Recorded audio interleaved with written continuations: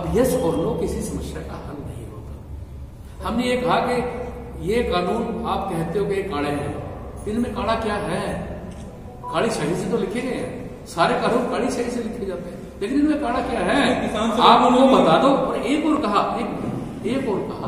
कि आपको इसमें 1-1.5 साल का समय है, तब तक इनको रोक देते हैं, इन पर कोई अमल नहीं होगा, और सोच समझ करके उसके बारे में जानकारी देते हैं। इससे बढ़िया प्रस्ताव और क्या? जैसे कि आपको भी पहले से पता था कि जमाखोरी की जो लिमिट थी वो सरकार के द्वारा लिमिट रखी गई थी जमाखोरी की, लेकिन उस लिमिट को भी खत्म कर दिया गया। नहीं, तो इससे क्या फायदा है? आपका प्रश्न ही गलत है, आपका प्रश्न ही गलत है। जो 1955 का सेशन कमेटी एक्ट था, उसके अंदर कोई भी किसान अपने जरूरत से ज्यादा जो उसके खाने पीने का खर्चा था, उससे ज्यादा वो कोई भी फसल को अपने यहाँ स्टोर नहीं कर सकता था। अब जो इसके अंदर संशोधन किया है उसको खुली छूट नहीं दी गई है, उसके अंदर यह प्रावधान किया गया है क्योंकि आज हमारे पास पर्याप्त मात्रा में अन्न सामग्री है। आपको ध्यान होगा जब वाजपेयी जी की सरकार आई थी तो बड़े स्तर पर यह कहा गया था कि कोई भी भंडार गृह बना सकता है, वेयर हाउस बना सकता है, सरकार उसमें सब्सिडी भी देगी, कम ब्याज पर ऋण देगी, ताकि उनको रखने की व्यवस्था को ठीक रखा जा सके। अब ये एक बहुत बड़ी समस्या थी, तो इसमें एक ढील दी गई है कि भी आप उसका स्टोर जो किसान है वो कर सकता है। जो कोई जैसे किसी ने जैम बनाना है, किसी ने आलू की वो चिप्स बनानी है, या किसी ने बाजरे के बिस्कुट बनाने हैं, वो भी उसको रख सकता है। और अगर कोई ऐसी परिस्थिति होती है, कोई आपातकाल होता है, कोई अकाल पड़ता है, कोई युद्ध की स्थिति हो जाती है और 20 रुपए किलो गेहूं अगर 30 रुपए किलो होती है, तो वो कानून एकदम अपने अस्तित्व में आ जाएगा। तो इसमें कोई खुली छूट नहीं दी गई है, और मुझे लगता है आज भारत पूरी तरह से आत्मनिर्भर है। ये समस्या आने वाले में नहीं है, ये तो जो वेयर हाउस की वो समस्या है उसका इसके अंदर से एक समाधान निकल जाएगा और छोटी छोटी फैक्ट्रियां लगेंगी। क्या मानते हैं कि स्टॉक लिमिट हटाना ये सही है? मैं ये कहता हूं कि जो स्टॉक लिमिट हटा ही नहीं है, स्टॉक लिमिट में छूट दी गई है, और छूट के बाद अगर कोई ऐसी आपात स्थिति आती है तो फिर नियंत्रित हो जाए। 1.5 साल तक के सभी कानून उनको ये कह दिया था ये रद्द है, ये रद्द मान लिया जाए, तो ढोल बजा करके खुशी खुशी आना चाहिए। तो जिद किस बात की? उसमें क्या संशोधन अगर आप चाहते हो और वो संशोधन ठीक हो तो उनको भी दुरुस्त किया जा सकता है। जीएसटी में आप सभी को पता है कि सैकड़ों अमेंडमेंट हुई है। भारतीय जनता पार्टी की चाहे केंद्र की सरकार हो और चाहे प्रदेश की सरकार हो, वो हमेशा संशोधनों के लिए तैयार रहती है।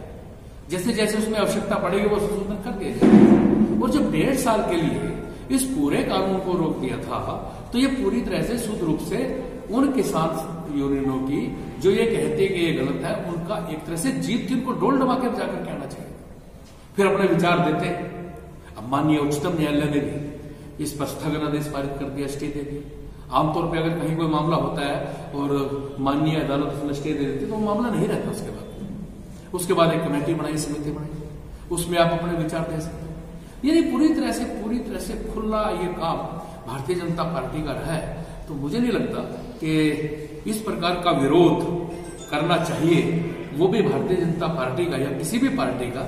जो प्रजातंत्र में मैं गुलदस्ते की जो बात कर रहा था, उस गुलदस्ते में फूल नए नए लगने चाहिए, अपनी बात लोगों तक पहुंचानी चाहिए।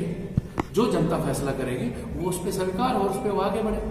अब कुछ लोग जो राजनीति भी करते हैं और फिर किसान के वेश में आकर के खड़े हो जाते हैं। जब चुनाव आता है तो 2,000-4,000 वोट मिल जाती है, और उसके बाद वो फिर कहते हैं कि जो लोकसभा ने कानून पारित किया है, जिसमें 4-5 आयोग गठित हुए हैं, जिसमें भूपेंद्र सिंह हुड्डा की कमेटी की रिकमेंडेशन भी है, जिसके अंदर स्वामीनाथन की रिकमेंडेशन भी है, जिसके अंदर जो और आयोग बने उनकी भी रिकमेंडेशन है, उन सभी सिफारिशों के आधार पर जो कानून लोकसभा में जो पूरे देश से जो सदस्य चुने गए उन्होंने बनाया हो, अब वो 2-4 हजार जो वोट लेने वाले लोग हैं वो ये कहेंगे कि भी नहीं इसको रद्द कर दो, तो क्या ये उचित है? ये बिल्कुल अनुचित है। वो अपनी बात रखें, सरकार तक अपनी बात पहुंचाए, सरकार सुनने के लिए तैयार है और वो हमेशा तैयार रहती है। तो इस प्रकार का जो विरोध है वो संविधान के अंदर प्रजातंत्र के लिए दिए गए अधिकारों का एक तरह से वो विरोध कर रहे हैं। तो उनको ऐसा विरोध मैं इसके माध्यम से अनुरोध भी करना चाहूंगा, प्रार्थना भी करना चाहूंगा कि पार्टी का कार्यक्रम है वो इसका विरोध ना करें। नहीं तो भारतीय जनता पार्टी हर जुर्म सह करके, हर यातना सह करके और हर रुकावट को गांधीवादी तरीके से पार करते हुए भारतीय जनता पार्टी का कार्यक्रम आगे करती रहेगी। कल माननीय प्रदेश अध्यक्ष आ रहे हैं, अगर उनको कोई रोकने की बात हो तो कार्यक्रम तो होगा ही, उसमें मैं आऊंगा, मैं नहीं आऊंगा तो जिलाध्यक्ष ही करेंगे, जिलाध्यक्ष नहीं करेंगे तो मंडल अध्यक्ष करेंगे। तो पार्टी के कार्यक्रम हर यातना और जुल्म सह करके ये कार्यक्रम आगे होते रहेंगे और इसमें इनको विरोध नहीं करना चाहिए। यही मेरा आपको कहना है। तो किसी काम के लिए विरोध हो सकता है, सरकारी कार्यक्रम का विरोध हो सकता है, पार्टी का विरोध क्यों? हम तो अपने कार्यकर्ताओं से मिलने के लिए आ रहे हैं। कल हमारे प्रदेश अध्यक्ष और संविधान में ये अधिकार दिया गया, वो एक गुलदस्ता है, वो ये यातनाएं क्यों कर रहे हैं, वो जुल्म क्यों उठा रहे हैं? सर इससे क्या वो जुल्म ढाना उनका ठीक है? उनको इस प्रकार के जुल्म नहीं ढाने चाहिए। सर इससे पहले जो मुख्यमंत्री ने करनाल में जो कार्यक्रम किया था वो भी किसानों का सम्मेलन ही था, तो उसमें भी उन किसानों का विरोध करा जिसके कारण लौटना पड़ा सबको। बिल्कुल आपने बहुत बढ़िया बात कही।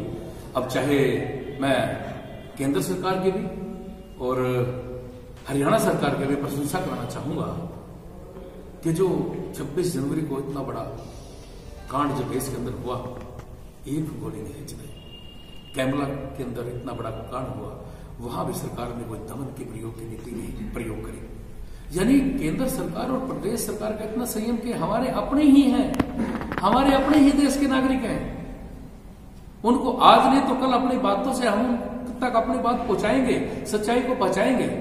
तो मैं तुमको धन्यवाद देना चाहूंगा और प्रशंसा भी करना चाहूंगा कि इतना संयम का जो परिचय दिया और वहां पर आकर के विरोध करना, अपनी शांतिपूर्वक बात रखने का जो अधिकार था उससे वंचित करना, ये जुल्म है। ऐसा जुल्म किसान के संगठन जो कर रहे हैं उनको ऐसा नहीं करना चाहिए। है जी, वो एक शेड्यूल है, वो सारे पार्टी के ही कार्यक्रम है, उसमें कोई आम जनता का वो कार्यक्रम नहीं है। उसमें जैसे मैंने बताया जिला कार्यक्रम है, उसके अंदर कोर ग्रुप है, उसके अंदर इस प्रकार के सारे कार्यक्रम है, वो पार्टी के ही कार्यक्रम है। कोई भी कोई उद्घाटन का, कोई उसका या कोई बड़ा सम्मेलन या कोई किसान परिषद ऐसा। तो सर अब इसको संशोधन के लिए तैयार है।